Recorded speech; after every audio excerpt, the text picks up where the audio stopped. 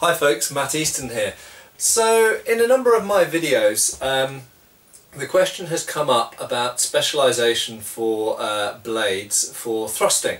Now there is a certain type of blade which evolved essentially to be a specialised thrusting blade which is triangular in cross section.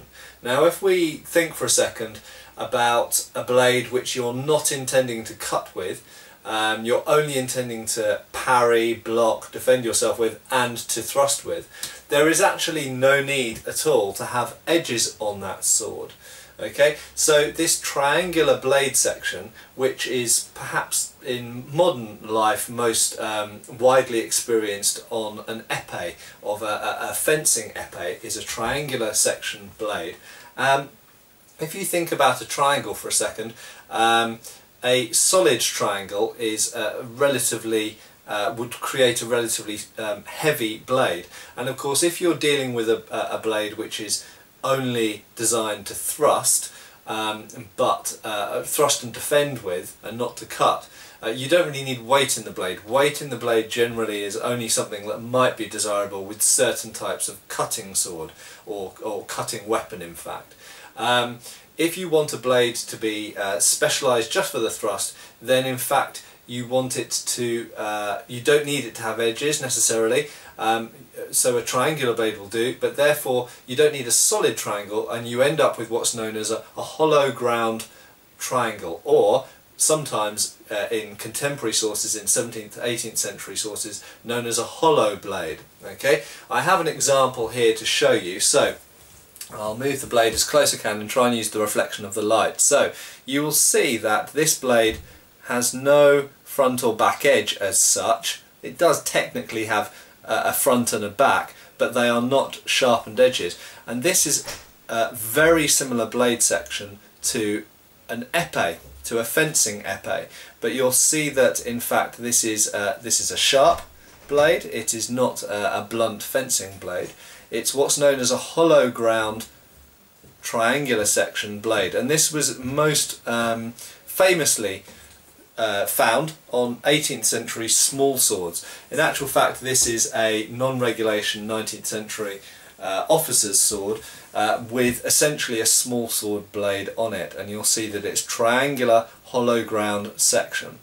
Okay, and what this creates is a very light blade and a very stiff blade, and really if you're dealing with a thrusting weapon, a weapon that's only going to come up against, for the most part, come up against other similar weapons like a small sword would have done, you want the blade to be as stiff as possible, but with as little weight as possible. This was taken in its extreme, just grab another sword here, in this cavalry, French cavalry sword, which is essentially exactly the same thing. You'll see it is hollow ground, that is each face of the triangle bows in to reduce the weight, and I should mention as well that by doing that what it achieves is it's the same stiffness as a straight-sided triangle, like an equilateral triangle, but by bowing the edges in, i.e. hollow grinding the edges, you keep the same degree of stiffness but with less mass. Okay,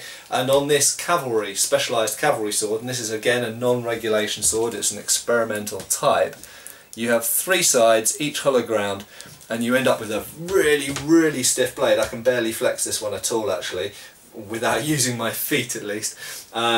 A very stiff blade, completely specialised for the thrust, and for its size, this is a massive blade, this is a 40-inch blade, it's very light. Okay, so there we go. You might question why didn't all thrust-centric swords have triangular blades. A disadvantage of triangular blades is indeed that you can grab them more easily, and of course you can't cut with them. In the period of the rapier, the predominant type of rapier blade that you find on rapiers is actually edged. It has a front edge and a back edge. It's harder to grab that type of blade because it's got sharp edges on it, and it retains some cutting capacity. Contrary to popular perception perhaps, the rapier is a cut and thrust sword. It's just very much specialised for the thrust at the detriment of its cutting capacity. What the smallsword blade, like the triangular blades we've just looked at, really did is take that to the full extreme and make it 100% dedicated to thrusting and lose all capacity to cut at all.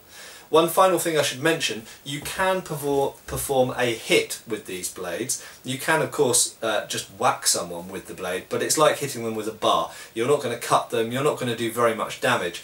However, in some situations there might be a reason why you might want to do this in any case, okay? But they are really, they've evolved the thrusting specialisation of the blade to its extreme.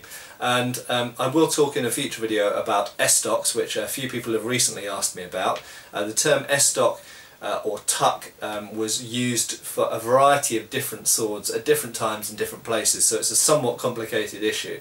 But some estocs, which actually have their root debatably in the 15th century with specialised types of mostly longsword, some of them do indeed have this same type of triangular blade as found on this French cavalry sword. And in actual fact, for example, you can find examples in the Royal Armouries and the Wallace collection that actually have a blade very similar to this but with a long sword hilt. So it's not a late period idea, it's something that actually has its idea and its design back in the Middle Ages, but was kind of brought back when particularly small swords, essentially a thrusting duelling sword, became popular in the 18th century. Thank you.